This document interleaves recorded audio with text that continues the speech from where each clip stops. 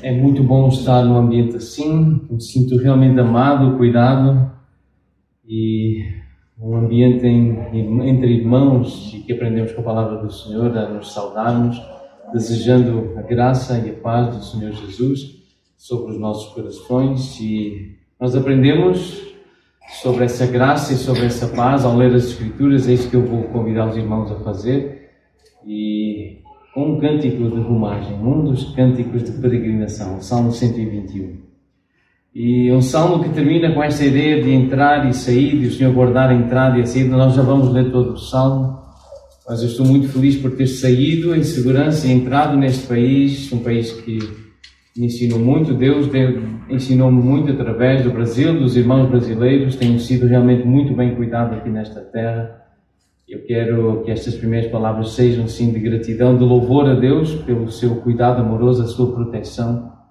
Mas eu confesso que muitas vezes eu sinto medo de entrar e de sair, e por isso este salmo tem sido muito usado por Deus nestes últimos tempos para me corrigir, para me pastorear, para me instruir na fé, e tenho usado também este salmo para aconselhar, como eu tenho percebido a necessidade de aconselhar irmãos, de ser um pastor até de famílias portuguesas, de mulheres, de crianças cujos pais não têm feito e maridos não têm feito esse trabalho. Deus tem, pela graça, dado essa oportunidade de usar este salmo em particular para ajudar uma jovem que chegou ao Brasil há alguns meses atrás, cujo pai não apoiou a vinda dela para estudar no seminário.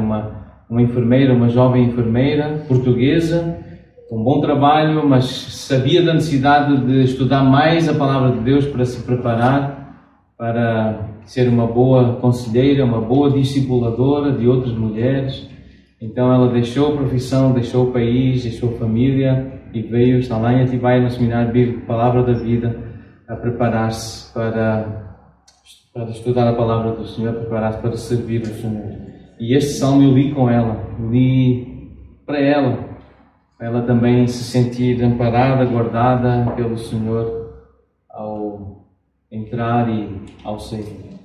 Convido então os irmãos a ficarem mais uma vez de pé para lermos juntos esta porção da palavra do nosso Deus, preciosa porção, Salmo 121. Quero também fazer uma nota de gratidão por poder cantar as Escrituras. Tenho valorizado muito cantar as Escrituras. Lá na nossa igreja temos, sempre que há uma melodia que conseguimos encaixar, que aprendo uma melodia em que podemos cantar a palavra de Deus inspirada, eu fico tão contente. E hoje eu não posso dizer que já aprendi, mas já levo esse incentivo com mais melodias para cantarmos a palavra do Senhor. Mas agora vamos ler juntos o Salmo 121, cujo título é Cântico de Romagem. Eleva os olhos para os montes, de onde me virá o socorro? O meu socorro vem do Senhor que fez o céu e a terra. Ele não permitirá que os teus pés vacilem, não dormitará aquele que te guarda. É certo que não dormita nem dorme o guarda de Israel. O Senhor é quem te guarda, o Senhor é a tua sombra à tua direita. De dia não te molestará o sol, nem de noite a lua. O Senhor te guardará de todo o mal, guardará a tua alma. O Senhor guardará a tua saída e a tua entrada, desde agora e para sempre. Amém. Irmãos, tenham bondade de sentar. Cada salmo, então, desta bela coleção de hinos, de cânticos, destes 15 cânticos de romagem, de peregrinação, entre o Salmo 120 até ao Salmo 134, também chamados de cânticos dos degraus em algumas versões. Um cântico que os peregrinos, ou cânticos dos peregrinos a caminho de Jerusalém. O pastor já fez essa introdução do que são esses cânticos de romagem. Os judeus piedosos, aqueles que queriam agradar a Deus, servir a Deus, eles subiam a Jerusalém 3 vezes ao ano, as 3 grandes festas, a festa da Páscoa, a festa das colheitas, ou a festa das semanas, ou a festa de Pentecostes, e a terceira era a festa de tabernáculos ou cabanas. E o Salmo 122, por exemplo, o início do Salmo 122, ele descreve esse ambiente de peregrinação. Alegrei-me quando me disseram: vamos à casa do Senhor. Fazer o quê? Estar lá junto às portas de Jerusalém, aquela cidade onde o Senhor decidiu colocar o seu nome, versículo 4, para onde sobem as tribos do Senhor, para renderem graças ao nome do Senhor. O povo de Deus sabe que Deus quer que lhe rendam graças, que lhe apresentem ações de graças. Deus quer ser louvado, glorificado. Deus quer que nós digamos: obrigado, Senhor. Obrigado, damos-te graças. Romanos 1 diz que Deus até fica zangado, fica irado com aqueles que, tendo toda a condição de reconhecer que Ele existe pelas coisas criadas, pelos seus atributos que foram revelados, não lhe dão graças, não lhe dão a glória devida. E por isso Deus entrega comportamentos destrutivos, porque Deus quer que lhe rendam graças. E o propósito destas viagens a Jerusalém em comunidade serviam para render graças ao nome do Senhor. E há nestes salmos, nesta coleção de salmos, uma grande ênfase em Jerusalém ou Sião. O nome Sião aparece em vários destes salmos. Logo no início do Salmo 125, também no Salmo 126, a palavra, este nome Sião aparece, mas no 128, 129, 132, 33 e também no Salmo 134. Sião. Mas nós estamos na Nova Aliança, e a Nova Aliança lembra-nos o que foi prometido em Sião, em Jerusalém. E aquilo que foi prometido lá cumpriu-se em Jesus Cristo e cumpre-se na sua igreja. Por isso, subir a Sião hoje é reunir-se com Jesus, com o seu povo, um povo de judeus e gentios. Então eu convido os irmãos a abrirem uma passagem muito importante que instrui, que ilustra, que revela o que significa então Sião. Hebreus, carta aos Hebreus, no capítulo 12, versículos 22 a 24. Um texto muito importante para entendermos esta mensagem dos cânticos de romagem, esta ideia de subir a Sião, de chegar a Sião. Vejam então o que diz em Hebreus 12, versículo 22. Tendes chegado ao monte Sião e à cidade do Deus vivo, a Jerusalém celestial e a incontáveis hostes de anjos e à universal assembleia, a igreja dos primogênitos arrolados nos céus. E a Deus, o juiz de todos, e aos espíritos dos justos aperfeiçoados, e a Jesus, o mediador da nova aliança. Subir a Sião, portanto, é reunir-se com Jesus, é chegar a Jesus, é estar com Jesus, é estar com o seu povo. Portanto, é vital recordar este facto. Estes salmos dizem respeito a nós coletivamente. É a universal assembleia, não apenas em indivíduos, e nós temos muita tendência de nos isolarmos, de muitas vezes olhar para a Bíblia, para os salmos, para as promessas de Deus e acharmos que podemos viver essa universal assembleia de forma individual, viver igreja sem pensar que pertencemos a um corpo. Estes salmos dizem respeito a nós coletivamente, ao povo de Deus. Dizem respeito a indivíduos profundamente conscientes da pertença coletiva à Igreja de Cristo, de que somos membros uns dos outros, que somos um corpo. Não se trata da minha entrada ou da minha saída de casa, do emprego, da cidade ou do país. Não é algo individual, particular, egocêntrico, mas da movimentação do corpo, do serviço feito em nome de Cristo. Lembrar então, mais uma vez, como lemos em Efésios 4, 25, somos membros uns dos outros. É vital recordar este facto. O entendimento deste facto por parte de um crente determina a vitalidade da sua vida espiritual, da sua vida eclesiástica. Entender que Deus olha por nós, Deus guarda-nos, mas neste contexto e neste sentido de que nós pertencemos a algo maior, a um povo, à igreja, essa universal assembleia. E há um refrão aqui nestes salmos. E esse refrão repete-se neste versículo 2 do Salmo 121. O Criador, o Senhor, o Criador dos céus e da terra, aquele que fez os céus e a terra. No Salmo 124, versículo 8, está lá essa ideia. No Salmo 134, versículo 3, repete-se essa ideia. É uma lembrança, uma referência ao Senhor como o Criador do céu e da terra. E apesar da fraqueza que demonstram e do desprezo que sofrem os crentes, nós, os crentes, acreditamos com razão que o Deus da aliança é o Deus verdadeiro que criou todo o universo. Apesar das nossas fraquezas, apesar da forma como nos desprezam no mundo, às vezes até na família, nós acreditamos que o Deus da aliança é o verdadeiro Deus que criou todas as coisas. Tudo o que existe nos céus e na terra dá testemunho do grande Criador, que é também o nosso Pai celestial. Sendo assim, e se é verdade, por que haveremos nós de ter medo de sair ou de entrar? Por que ficar ansioso? Porque temos que sair ou porque temos que entrar num lugar desconhecido? Se temos um Pai assim, um Pai amoroso que cuida, que é o Todo-Poderoso, o Criador dos céus e da terra, por que ter medo? Na minha infância eu aprendi um cântico que eu nunca mais esqueci. E eu creio que esse foi um dos cânticos.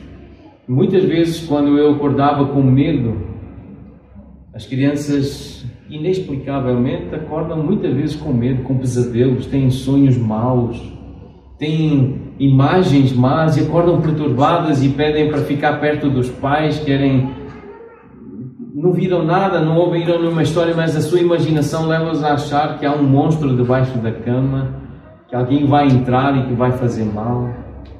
E eu tantas vezes cantei na minha cama, em criança, este hino, este cântico. Olho em tudo e sempre vejo a ti. Estás no céu, na terra, onde eu for. Em tudo o que me acontece eu sinto o teu amor. É impossível eu não crer em ti. Não sei se conhecem esta letra. Vou cantar uma parte do cântico. Olho em tudo e sempre vejo a ti. Estás no céu, na terra onde eu for. Em tudo que me acontece eu sinto o teu amor. Não posso mais deixar de crer em ti, Senhor. É impossível eu não crer em ti. É impossível não te encontrar. É impossível não fazer de ti meu ideal.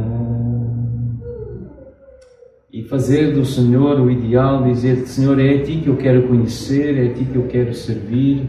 E fui crescendo e, pela Sua graça, Deus tem-me dado essa oportunidade de o conhecer e de o poder servir e de fazer dele realmente o ideal.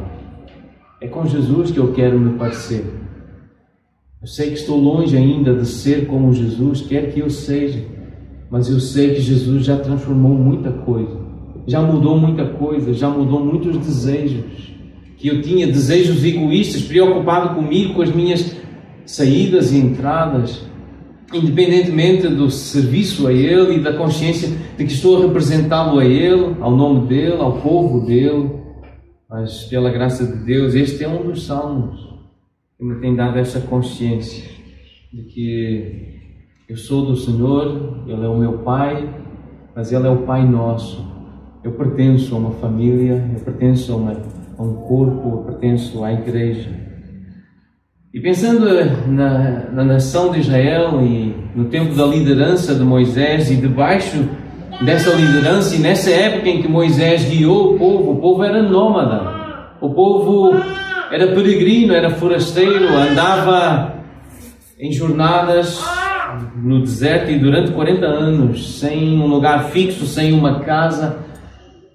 Mas depois de se estabelecerem na terra de Canaã, o Senhor exigiu que fossem 3 vezes a Jerusalém por ano. E acreditamos, ao ler estes salmos, ao perceber na história de Israel, que Deus queria que eles lembrassem que, espiritualmente falando, ainda eram um povo peregrino e que precisavam depender do Senhor. Muitos crentes hoje, muitos de nós querem estabilidade, nós queremos ser colonos, nós queremos ser proprietários residentes, nós queremos ser habitantes estabelecidos, estar na nossa zona de conforto, o lugar que conhecemos, onde estamos, onde nos sentimos seguros. Nós queremos esse tipo de conforto, de segurança. Muitos de nós, não entendemos aquilo que Deus disse que Israel deveria ser e ter essa mentalidade de peregrinos e de estrangeiros. Davi tinha essa noção, essa consciência. Em 1 Crônicas, no capítulo 29, versículo 15, ele diz ao Senhor nessa oração, já estabelecido em Canaã, ele diz: mas nós somos estrangeiros e peregrinos diante de ti. O Salmo 119, o versículo 19 diz: sou peregrino na terra.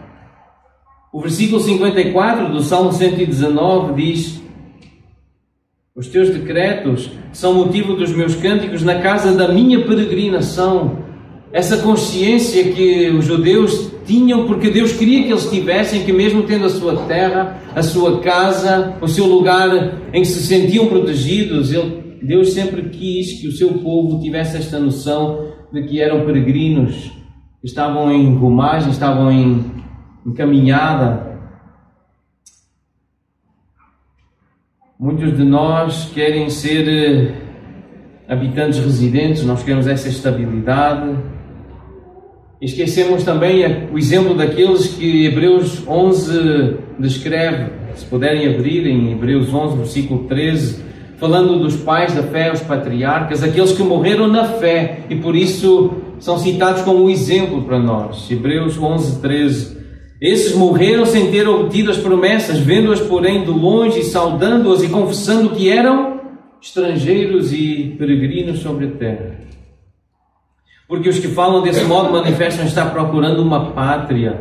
E se na verdade se lembrassem daquela de onde saíram, teriam oportunidade de voltar, mas agora aspiram a uma pátria superior, isto é, celestial. Por isso Deus não se envergonha deles de ser chamado seu Deus, porquanto lhes preparou uma cidade.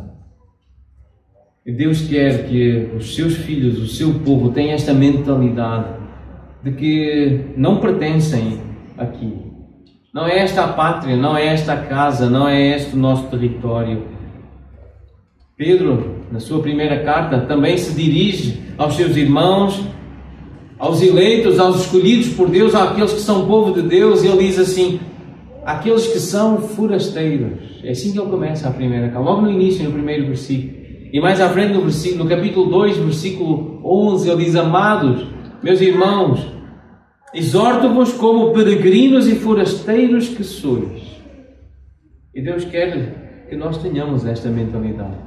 Nós estamos aqui de passagem, nós devemos lembrar que estamos a caminhar, nós não devemos ficar parados, estabelecidos, confortavelmente, adormecidos muitas vezes.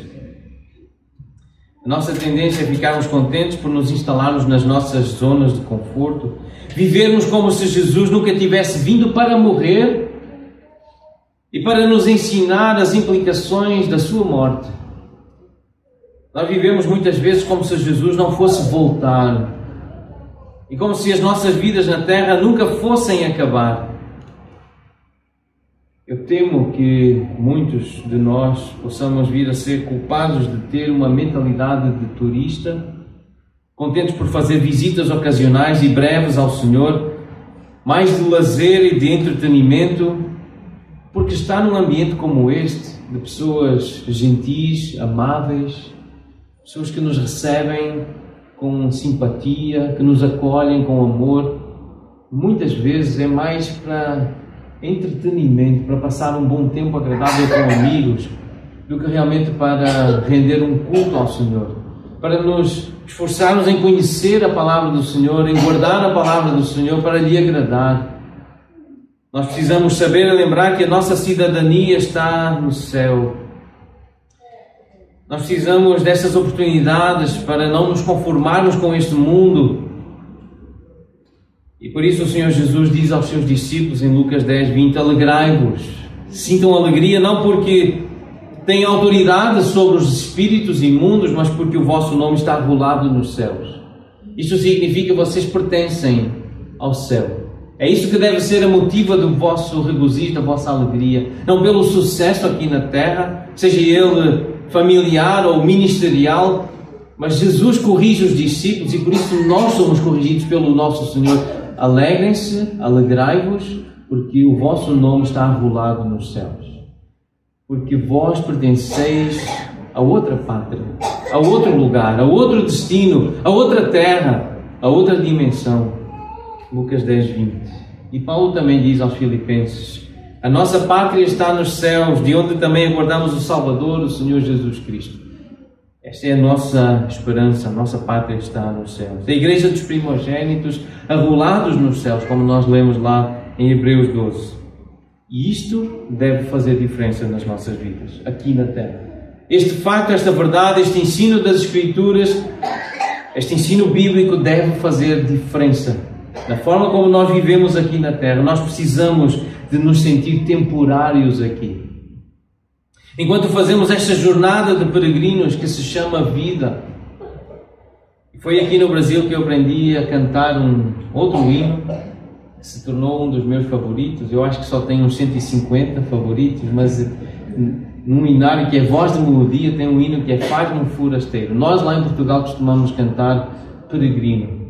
Faz-me um peregrino aqui, meu mestre, peregrino igual a ti. Faz-me almejar os tesouros celestes e não terrestres, vis daqui. Guia-me sempre no teu caminho, rumo ao céu e sem vacilar. Faz-me um peregrino aqui, meu mestre, até que eu veja meu doce lar. Nós precisamos de aprender a orar e a cantar orações assim. Eu estou a caminho de um outro lar, este não é o meu lar. Literalmente, para mim, o Brasil não é o meu lar, embora eu me sinta tão bem aqui. Algumas pessoas dizem que o meu sotaque até é mais brasileiro do que português. Estou a tratar da residência para poder ficar mais tempo no Brasil, mas eu sou português e eu percebi que Deus me quer usar em Portugal, mas Portugal não é a minha pátria. O Porto não é a minha cidade. Eu quero outra cidade. Eu quero chegar a outra pátria. Eu fui persuadido pelas Escrituras que eu vou ter um outro lar, uma outra morada que Jesus foi preparar, não só para mim, mas para aqueles que são dele. E eu não posso olhar para a vida apenas numa perspectiva individualista, egocêntrica. A vida cristã, a vida com Deus, vive-se de forma corporativa. Nós somos membros uns dos outros, nós somos um corpo. E aqui não é o nosso lar. Este salmo tem um tema que é a proteção de Deus sobre o seu povo, os seus filhos. E a expressão guardar aqui aparece mais de 6 vezes, este verbo. Então, segurança, ser guardado é algo importante para um peregrino. Os peregrinos preocupam-se especialmente em percorrer os caminhos em segurança, tentam prever onde é que está o perigo. E nessa época havia montanhas que teriam que ser percorridas, havia o risco de tropeçar, magoar-se. Alguém podia sofrer uma insolação, de ficar exposto ao sol durante muito tempo. À noite, por causa do frio, alguém poderia ficar doente por causa do frio extremo.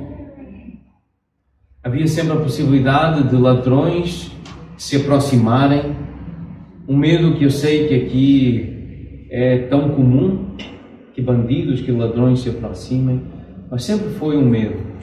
Nas caminhadas, nas viagens, nas jornadas, de ficarmos doentes porque dormimos pouco, porque está muito calor ou porque está muito frio. Há muita gente que tem medo de sair de casa, tem medo de sair do ambiente seguro, do aquecimento em casa, lá na Europa principalmente, ou do ar-condicionado na sua sala de estar. Tem medo de ficar doente.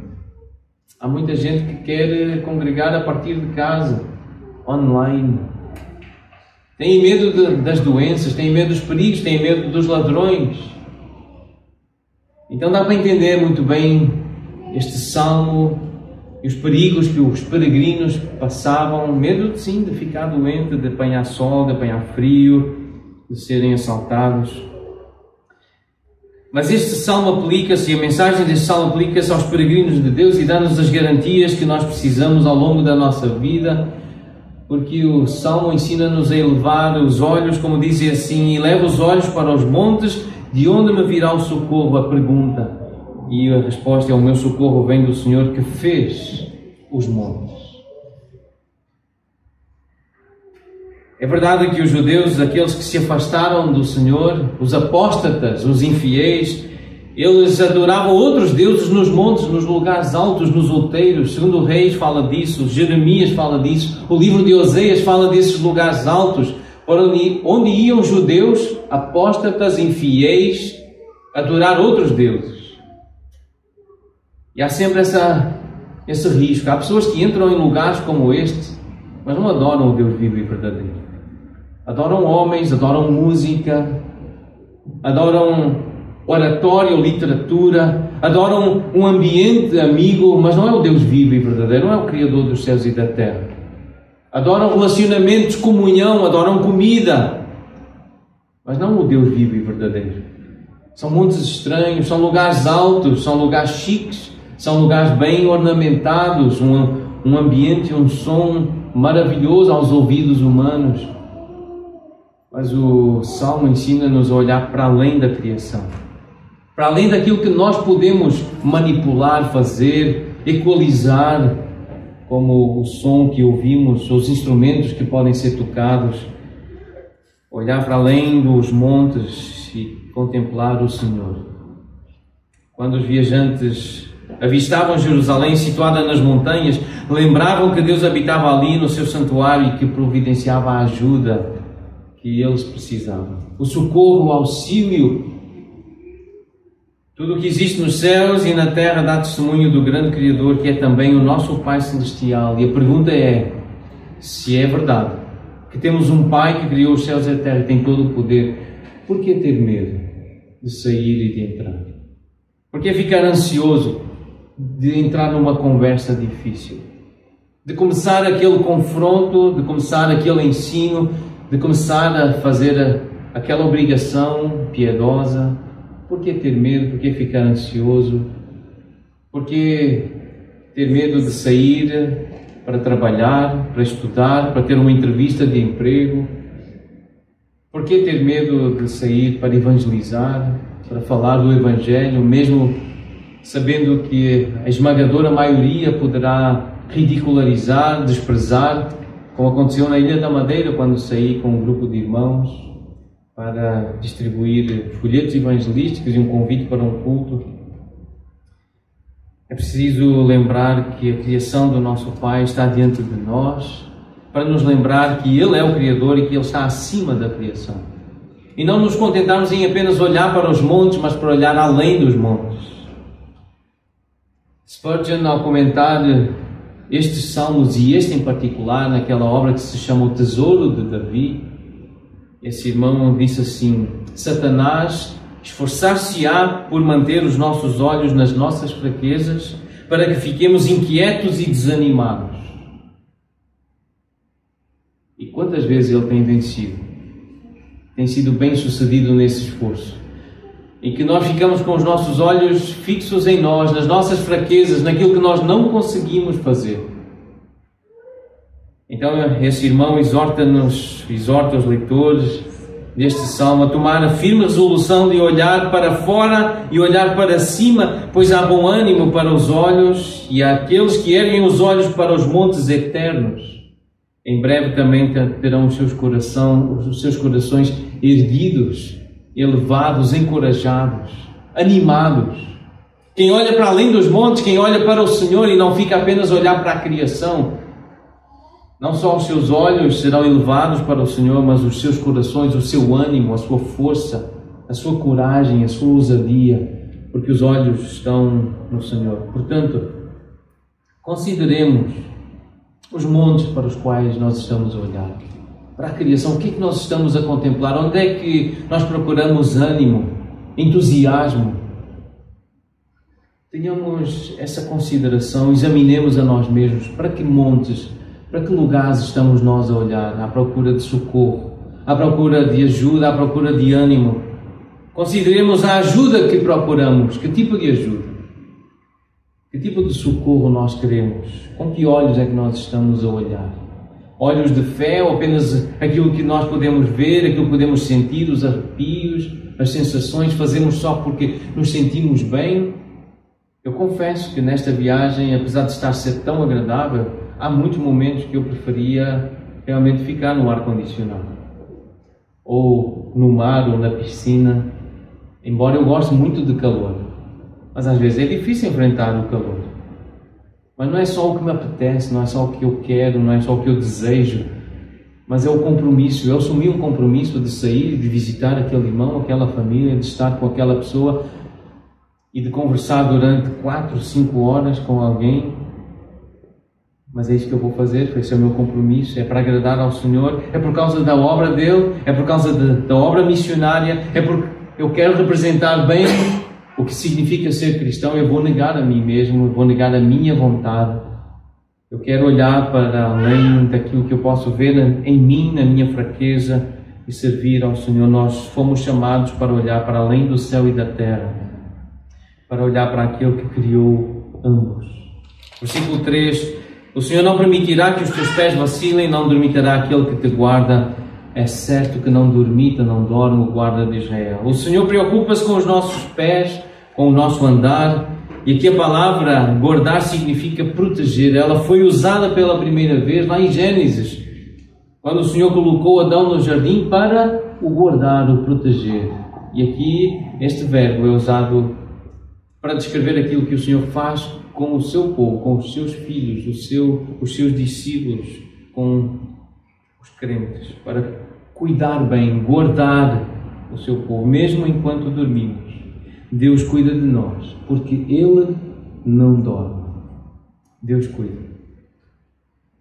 Os olhos do Senhor repousam sobre os justos, Salmo 34:15.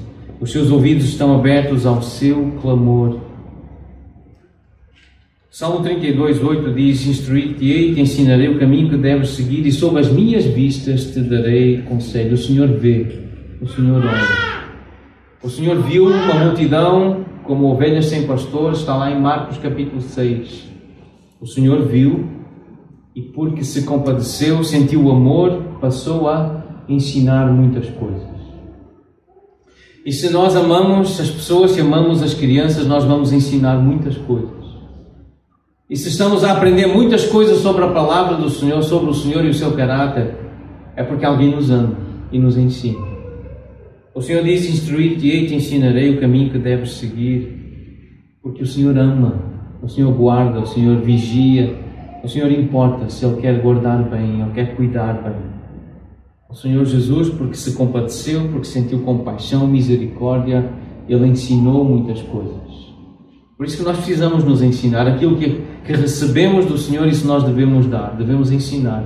Devemos nos envolver no ministério de ensino, sim, fazer discípulos. É uma missão para todos nós que estamos aqui, que somos de Jesus, ensinar a guardar tudo o que Jesus ordenou. É missão nossa, não só dos pastores, dos missionários, dos presbíteros, é de cada crente, de cada membro do corpo. Deve também instruir, deve ensinar, deve fazer lembrar aquilo que o Senhor Jesus disse. É a nossa missão como corpo, amar os perdidos, amar os que ainda são ignorantes do Evangelho. Versículos 5 e 6. O Senhor é quem te guarda, o Senhor é a tua sombra, a tua direita. Portanto, o nosso guardião não está apenas no trono a olhar para nós, mas estes versículos dizem que Ele está ao nosso lado. O Senhor Jesus também disse: estarei sempre convosco. Ele está ao nosso lado para nos proteger de todo o mal, e isto não significa que os crentes obedientes, e eu considero sim a família de Monteiro um exemplo de crentes que têm procurado ser obedientes sim ao Senhor, na paternidade, no casamento, na missão, na forma de conduzir o culto a Deus. Isso não significa que não vão passar por momentos difíceis como o que acabaram de passar, dificuldades, por perigos. Não significa que os crentes nunca vão sentir dores físicas ou emocionais. As coisas difíceis que Deus permite que nos aconteçam segundo a sua vontade podem magoar-nos, mas nunca nos prejudicam. As coisas difíceis, como um luto, como uma doença, podem magoar, mas não vai nos prejudicar. Não é para o nosso mal. Davi teve muitas experiências que lhe causaram sofrimento, até ameaçaram a sua vida, mas o Senhor permitiu transformar essas experiências, essas até aparentes tragédias, em salmos lindíssimos que nós cantamos, que nós guardamos, que lemos e que nos encorajam até hoje. O Senhor à nossa direita, a dar-nos a sombra que nós precisamos, esse alívio, esse consolo que o nosso coração precisa. Há aqui uma menção ao sol e à lua no Salmo. O sol e a lua ajudavam a contar os dias, os meses, as estações. Isto ajuda-nos a lembrar que dia após dia, mês após mês, de estação para estação, de ano para ano, o nosso Pai está conosco. Nos muitos desafios, nas muitas mudanças na vida, de etapa, de momento, o nosso Pai, que criou os céus e a terra, está connosco. Seja de dia ou de noite, no calor ou no frio, quaisquer que sejam as mudanças, a presença do Pai do céu provê tudo o que nós precisamos para viver vidas que lhe agradam. Tudo o que conduz e tudo o que é preciso para uma vida de piedade já nos foi dado pelo Senhor. Nós não precisamos ter medo dos ataques repentinos que podem surgir de dia ou de noite, pois a sombra do Pai, do Senhor Altíssimo e Onipotente, ela cobre-nos. A presença do nosso Pai está ao nosso lado. E o Salmo termina então com estas palavras: o Senhor te guardará de todo o mal, guardará a tua alma, o Senhor guardará a tua saída e a tua entrada, desde agora e para sempre.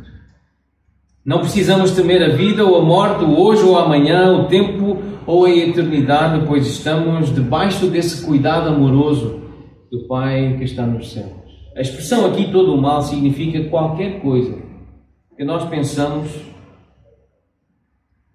que nós concluímos ser má, que nós achamos que é má, algo que nos possa prejudicar, mas que na verdade, pela sua graça, Deus tem poder para transformar em bem. José teve que suportar a calúnia, o ódio dos seus irmãos. 13 anos de separação do seu pai. A história de José está lá em Gênesis, a partir do capítulo 37. As falsas acusações da mulher de Potifar. Teve que suportar anos na prisão de forma injusta, tudo por causa do pecado dos seus irmãos, do pecado de outras pessoas. Mas no fim da história, José foi capaz de dizer aos seus irmãos: vós intentastes o mal contra mim, mas Deus o tornou em bem. Isso está em Gênesis capítulo 50, versículo 20.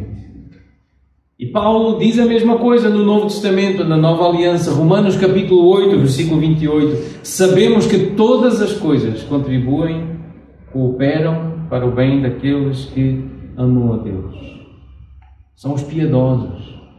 São aqueles que querem agradar a Deus, os que amam a Deus são aqueles que são chamados segundo o seu propósito, aqueles que querem ir para o lugar que Deus escolheu para ali colocar o seu nome, aqueles que querem estar em lugares onde podem ver algo que os lembra de Deus, onde podem cantar para Ele e sobre Ele. Lugares como este. Estes são os que amam a Deus.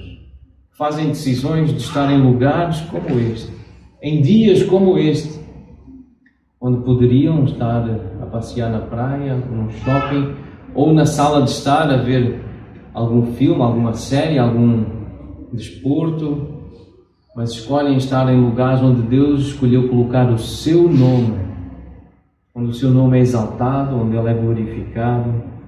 Esses são os que o amam. Então, todo o mal significa qualquer coisa que nós pensamos ser má, que nos possa prejudicar, mas que na sua graça, no seu poder, Deus transforma em bem. E aqui estas expressões, saída e entrada, referem-se a essas atividades diárias do dia. Lá em Deuteronômio 28, uma das bênçãos que Deus dá àqueles que guardam a palavra, que guardam os mandamentos, é que será feliz, bem-aventurado ao entrar, será bendito ao sair. Deuteronômio 28, 6. Essas bênçãos. É verdade, sim, o Pai preocupa-se com as nossas tarefas, com os nossos horários, até com os chamados pequenos pormenores, que muitas vezes nós tomamos por garantidos. Sair de casa para chegar ao lugar de trabalho ou de estudo.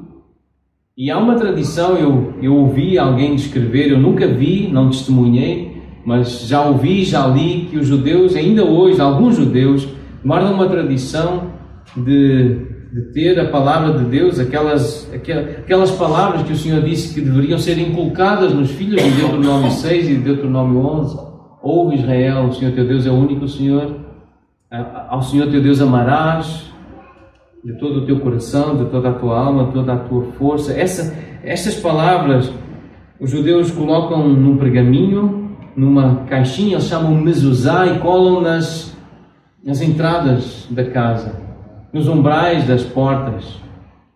E ao entrar ou ao sair, muitos deles tocam nessas caixinhas para se lembrar de Deus, no fundo para pedir a proteção de Deus, porque estão a sair, estão a entrar e querem a bênção de Deus, querem lembrar-se de Deus para receber o favor de Deus. Ainda hoje há muita gente que faz isso e tem esses mezuzás, esses lembretes, esses memoriais. Não tem nada de errado em usar memoriais, eu valorizo memoriais também, nós precisamos de memoriais. Este metal é um memorial, para lembrar que eu tenho uma aliança com a graça à minha esposa. É importante ter memoriais, lembrar o que significam esses memoriais. Mas como é bom saber que ao entrar ou sair de casa, ao entrar ou sair da cidade, mesmo ao viajarmos de cidade em cidade, de país em país, o Pai está connosco e cuida de todas as nossas necessidades, e a sua palavra tem sido gravada nos nossos corações. Palavras como esta, 1 de Pedro capítulo 5, versículo 7. Lançando sobre Ele toda a vossa ansiedade, porque Ele tem cuidado de vós. Como é importante guardar estas palavras e não precisar de lembretes se nós as temos gravadas, guardadas. Estás ansioso, estás com medo? Fala com Deus, lança sobre Ele a tua ansiedade, o teu medo. Ele cuida de ti. É Pedro que diz para a igreja, diz para nós crentes. O seu cuidado amoroso continuará para sempre. E o Salmo 73 termina desta forma: Tu me guias com o teu conselho e depois me recebes na glória. Ainda que a minha carne e o meu coração desfaleçam, ou seja, ainda que eu fique doente, cansado, desgastado, Deus é a fortaleza do meu coração e a minha herança para sempre. O cuidado do nosso Pai está à nossa volta. Lembremos disso. Até podemos nos corromper exteriormente, ficar doentes, ficarmos gastos porque servimos a Deus, mas Ele cuida de nós e o nosso homem interior renova-se a cada dia. Portanto, não é a nossa entrada ou saída individual, mas é essa percepção de que somos um corpo e precisamos lembrar que somos membros uns dos outros e olhar para estes salmos, para a palavra de Deus e para este em particular, nós que queremos segurança, que queremos proteção, queremos cuidado, mas lembremos que é nesse contexto de sermos um povo de Deus, de sermos adoradores, que escolhemos os lugares para adorar o Senhor, que buscamos o reino dEle em primeiro lugar, a sua justiça, honramos o nome dEle. E termino com uma história que eu li, que me emocionou quando eu li pela primeira vez, já faz algum tempo.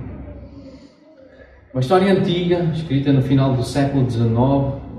Eu não sei exatamente quando é que ocorreu, mas as grandes viagens não se faziam de avião como eu fiz, esta viagem de 10 horas para cá, mas atravessando esse oceano de navio, desde Liverpool até Nova York, um capitão de uma pequena embarcação. O nome dele aparece apenas o capitão D, não sei o nome dele, mas ele nessa viagem levou a família dele. E a meio da viagem, ventos fortes se levantaram-se e a embarcação começou a balançar tanto que tudo que estava solto começou a cair, as louças partidas, muito barulho. E era de madrugada, as pessoas acordaram com muito medo por causa do barulho, mas também do movimento. Começaram a vestir-se, a preparar-se para o pior. E a filhinha do capitão D também acordou. Tinha 8 anos a menina nessa ocasião. Como todos os outros, essa menina estava com muito medo e ela perguntou: o que é que está a acontecer? E explicaram que foi uma tempestade, que era uma tempestade, um vento muito forte. E a pergunta dela é: o meu pai está no convés? E disseram: sim, o teu pai está no convés. E ela pegou de novo na almofada, voltou para a cama. Em poucos instantes ela voltou a dormir. Os outros ainda estavam aflitos, ansiosos, mas ela sabia que o pai dela estava no convés. Ela confiava na competência do pai para dirigir aquela embarcação. E literalmente ela voltou a dormir. Em poucos instantes ela voltou a descansar, sem medo, sem nervosismo, sem ansiedade. Ela voltou a dormir.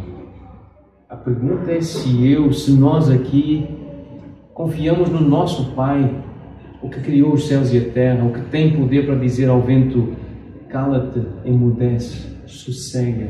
E o vento cala-se, emudece e sossega. Se nós confiamos assim em Deus, a pergunta é se podemos confiar desta forma no nosso Pai. E para podermos ter verdadeiro Pai assim, sermos filhos dele, diz o Senhor Jesus, nós temos que o receber, nós temos que o reconhecer como o Senhor.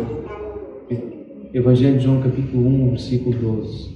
A todos quantos o receberam, Deus dá o poder, dá o privilégio de serem feitos filhos dele, guardados por ele, protegidos na saída e na entrada.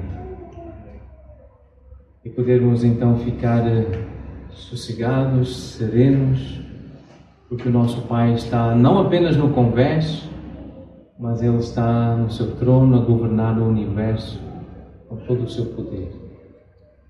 Descansemos nele, confiemos nele, rendamos as nossas vidas, confessemos os nossos pecados, creiamos no Evangelho em Jesus Cristo, creiamos em Jesus para sermos de fato filhos deste Pai que está nos céus. Vamos orar?